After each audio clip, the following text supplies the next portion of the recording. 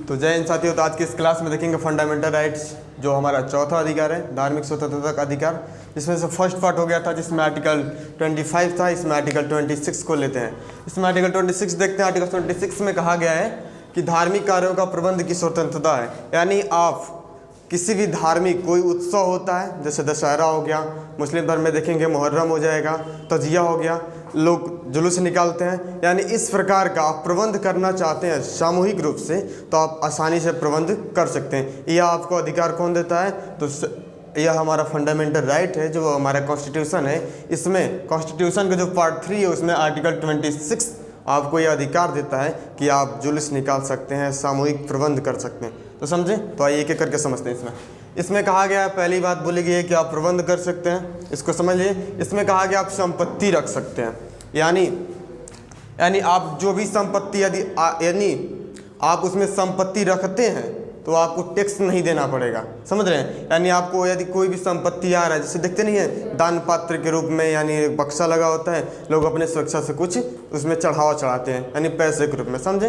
यानी अपने धर्म को बढ़ावा देते हैं, यानी कि हमारा धर्म बढ़े और आगे इसका विकास हो, इसके उद्देश्य से उसमें क्या करते हैं? चढ़ावा चढ़ाते हैं। इसमें क्या गया? खर्च भी देखिए, खर्च से लिया गया है, यानी आप खर्च कर सकते हैं लेकिन एक वैधानिक रूप से होना चाहिए। यानी उसमें जैसे मान लीजिए एक मंदिर हो गया, उसमें से कुछ चढ़ावा आया, यदि उसका जो पैसा आ रहा है, यानी इसको एक अच्छी दिशा में, यानी देश को एक अच्छी दिशा में ले जाने के उद्देश्य में वो क्या किया जाए? पैसे को खर्च किया जाए। समझ रहे हैं? यानी मान लीजिए उसमें जो आ गया, उसमें का जो चंदा वंदा दिया जाता है, उस पैसे को आप क्या किया जाए? एक छोटे छोटे मान लीजिए पुराने गाँव के स्कूल है, उस गाँव के स्कूल में क्या कर सकते हैं? आप उस पैसे को डिनोट कर सकते हैं। इसको समझे? यानी आप खर्च कैसे करेंगे? वैधानिक रूप से आप एक अच्छे दिशा में कर सकते हैं, या सामूहिक रूप से आप कर सकते हैं। अकेले नहीं, एकदम सामूहिक रूप से। ये नहीं कि अकेले कोनो मंदिर खोल लिए, उसमें पैसा ले लिए, खत्म हो जाए, ठीक ना? तो आप क्या कर सकते हैं? सामूहिक कार्य करना है। और जुलूस भी निकालेंगे, इसमें आप प्रबंध भी करेंगे, आप क्या करेंगे? सामूहिक रूप से समझेंगे। इसको समझें? आर्टिकल 26 इसमें कुछ ज़्यादा खास नहीं है, बस हल्का सा माइंड पे करेंगे तो आ जाएगा। यानी इसमें क्या किया? धार्मिक कार्यों का प्रबंध है। यानी आप कोई भी धार्मिक कार्य हुआ, दशहरा हो गया, मुहर्रम हो गया, तजिया हो गया, यानी मान लीजिए सिख गुरु, यानी सारे धर्मों की कहा गया है ना, यानी इस देश में भिन्नता में भी एकता है, यानी बहुत प्रकार के धर्म यहाँ पर रहते हैं, उसमें भी आप क्या कर सकते हैं? अपने अपने धर्म का जुलूस आप प्रबंध कर सकते हैं। इसको समझे? तो आर्टिकल 26 हो गया। तो अब आर्टिकल 27 को देखते हैं। तो आर्टिकल 27 देखते हैं। आर्टिकल 27 में कहा गया है कि किसी विशिष्ट धर्म, यानी कोई भी आपका अपना धर्म खास विशिष्ट, सबके लिए अपना अपना धर्म विशिष्ट सबके लिए होता है। यानी आर्टिकल 27 में कहा गया है कि किसी विशिष्ट धर्म के लिए वृद्धि, किसी विशिष्ट धर्म के वृद्धि के लिए आप चंदा दे सकते हैं और नहीं दे सकते। अक्सर देखते होंगे जब भी दशहरा हो गया, मान लीजिए दिवाली हो गया, अगर आता है तो क्या करते हैं लोग? रास्ते में रुक कर चंदा मांगते हैं। उनको आज़ादी कौन देता है? उनको आज़ादी ये कहा जाता है, उसको संविधान आज़ादी देता है कि आप चंदा ले भी सकते हैं और मांग भी सकते हैं। यानी आप चंदा दे भी सकते हैं और मांग भी सकते हैं। क्यों? धार्मिक कार्यों को बढ़ावा के लिए, धार्मिक जो हमारा धर्म है, विशिष्ट धर्म है, इसके बढ़ावे के लिए आप चंदा मांग भी सकते हैं और नहीं भी मांग सकते हैं। समझ रहे हैं? अगर आपको देने का इच्छा कर रहा है, चाहते हैं कि हमारा धर्म बढ़े, तो आप चंदा क्या कर सकते हैं? दे सकते हैं। अक्सर देखते होंगे रास्ते में जो होता है, तो कई लोग होते हैं ना, चंदा के नाम पर मांगते तो हैं, लेकिन जैसे वाहक सवार जो लोग होते हैं, जो चालक होते हैं, उनके साथ दुर्व्यवहार कर जाते हैं। जैसे मान लीजिए उनके पास पैसा नहीं है, चाहे भाई पैसा रहे या ना रहे, आप क्या लेना है? उसका मन है तो अपनी स्वेच्छा से दे देगा, नहीं है तो नहीं मांगा। लेकिन उसमें क्या करते हैं? बरियाई करते हैं कि नहीं दीजिए दीजिए। तो यह गलत है, क्योंकि भैया आपका अधिकार है मांगने का, उसका भी अधिकार है देने या ना देने का। इसमें समझते हैं? यानी पहला क्या कहता है? चंदा देने का भी अधिकार है। आप चाहते हैं धर्म बढ़े तो दे सकते हैं। अगर आप मान लीजिए नहीं मन कर रहा है, चाहे ये नहीं है, चाहे नहीं चाहते हैं आप, तो आप क्या कर सकते हैं? चंदा नहीं दे सकते हैं। समझ रहे हैं? यानी आप चंदा दे भी सकते हैं और चंदा नहीं दे सकते हैं। इसमें आर्टिकल 27 में कहा गया है। उसमें भी कहा गया है, जो भी देखिए मान लीजिए मंदिर हो गया, भव्य मंदिर है, बड़े बड़े मंदिर में देखते हैं इतना टन सोना, इतना टन सोना होता है, यानी सोना रहता है, तो समझते हैं टैक्स नहीं लगता उसमें। यानी कहा गया आर्टिकल 27 में, यानी जो भी धार्मिक कार्य के लिए धन इकट्ठा होगा या रखा जाएगा, उसमें आप क्या कर सकते? जो हमारे राज्य सरकार होंगे, चाहे केंद्र सरकार होंगे, किसी भी माध्यम से वो क्या करेंगे? टैक्स नहीं ले सकते हैं। यानी उनको टैक्स फ्री, उन पर टैक्स नहीं लगता।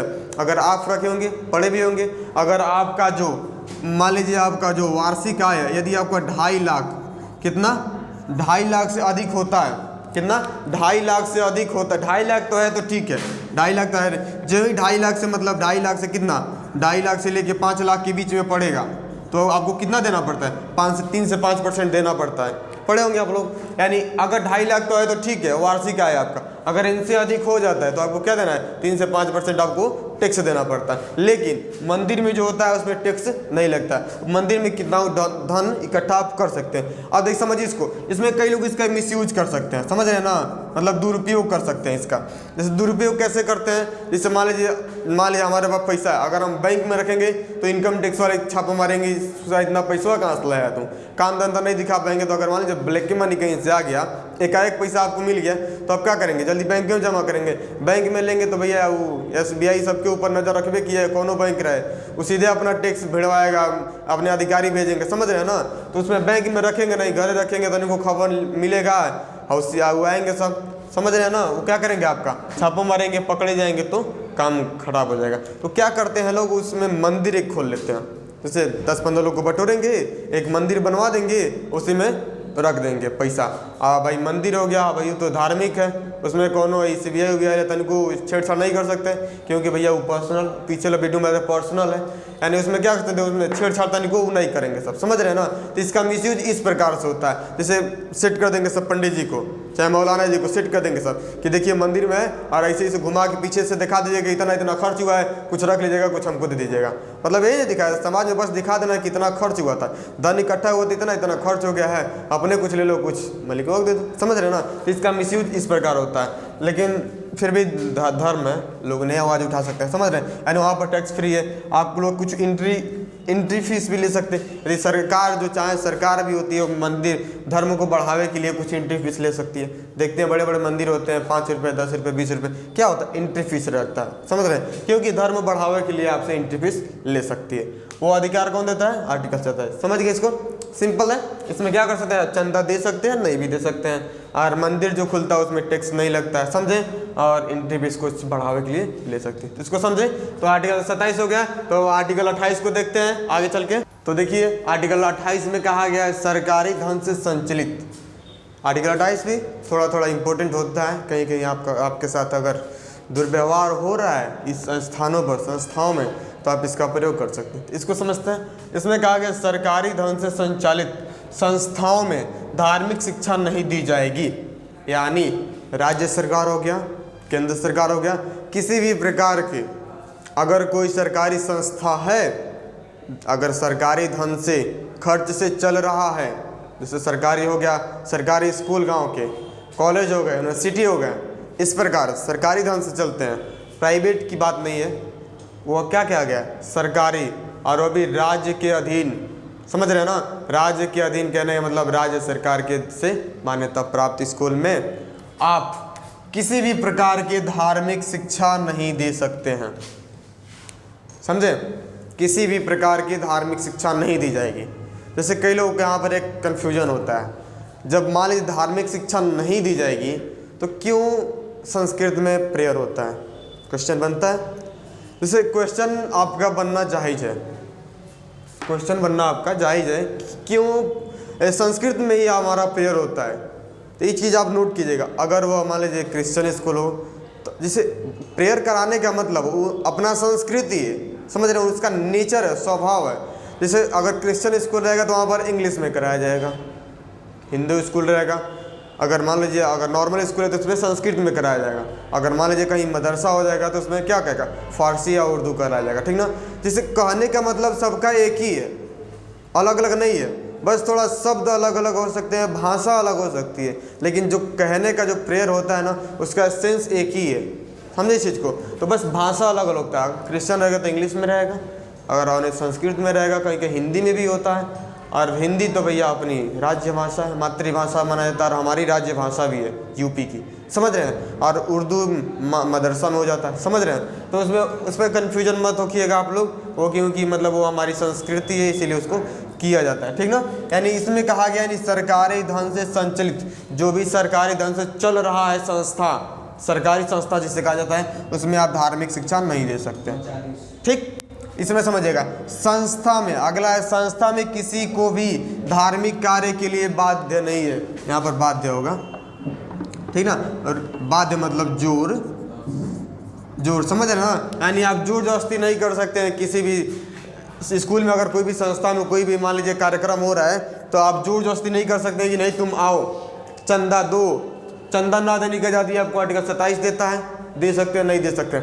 अगर कोई फंक्शन पड़ रहा है कोई भी बरियाई नहीं कर सकता कि आओ तुम आओ, ठीक ना। आप बात दे नहीं है, आपको आने का मन कर रहा है आइए, नहीं आने का मन कर रहा नहीं है, रोक भी नहीं सकता है कि तुम ये मत आओ, समझ रहे हैं। आप आ भी सकते हैं और नहीं भी आ सकते, कोई नहीं रोक सकता है कि तुम मत आओ।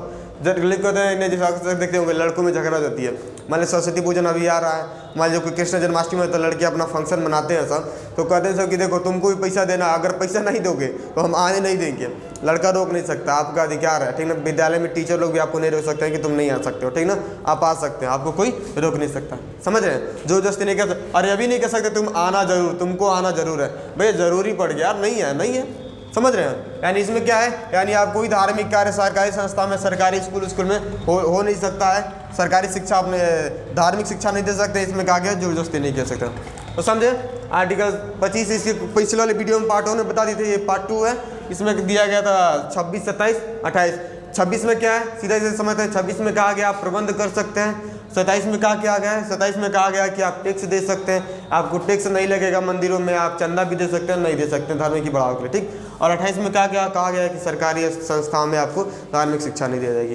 तो समझ में आ गया, कोई दिक्कत। इसके अगले वीडियो में आपको जो आपका 5वां अधिकार है उसके बारे में बताया जाएगा। तब तक के लिए जय हिंद।